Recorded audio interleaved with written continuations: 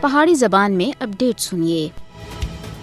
20ویں صدی کے عظیم شاعر، فلسفی اور سیاسی مفکر ڈاکٹر علامہ محمد اقبال دا اج 146واں یوم پیدائش منایا جا رہا ہے۔ حکیم الامت دا لقب پانے والے شاعر مشرق سن نوجوانوں میں خودی دا جذبہ پیدا کیتا اور مسلم امہ کو بیداری دا سبق دیتا۔ مقبوضہ جموں کشمیر وچ بھارت تے غاصبانہ قبضے دے خاتمے دے واسطے تحریک آزادی کشمیر قیام پاکستان دی تحریک دا ہی حصہ ہے۔ کشمیری عوام دی جدوجہد آزادی دی روشنی دی کرن کوئی اور نہیں ہے بلکہ مملکت خداداد پاکستان دے روحانی قائد علامہ محمد اقبال ہیں۔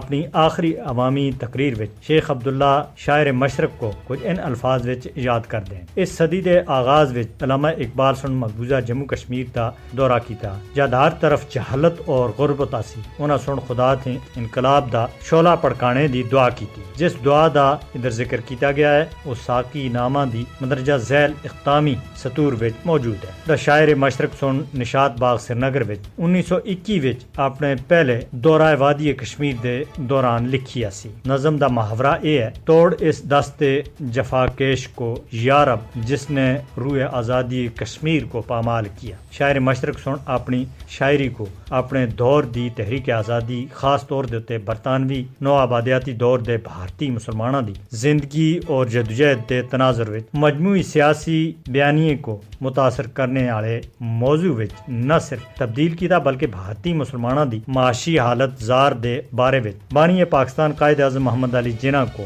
اہم خطوط لکھ کے انہاں کو ہم وطنہ دی معاشی اور سیاسی اور سماجی تقدیر بدلنے دی طرف توجہ دواری۔ علامہ اقبال دا دل کشمیری مسلمانوں دی غلامی تھے سخت غمزدہ سا، جنہاں کو بھارتی حکمران صدیاں تھے ایک حقیر مخلوق سمجھتے آسے۔ علامہ اقبال سن مقبوضہ جموں کشمیر دے اتے اپنی انقلابی اور دل آویز نظمہ دے علاوہ کچھ عرصہ کشمیر کمیٹی لاہور دے صدر دی حیثیت نے بھی تحریک آزادی کشمیر وچ اہم سیاسی کردار ادا کیتا۔ اس ساری صورتحال وچ علامہ اقبال اور قائد اعظم محمد علی جناح دے افکار کو سامنے رکھنے دی ضرورت ہے۔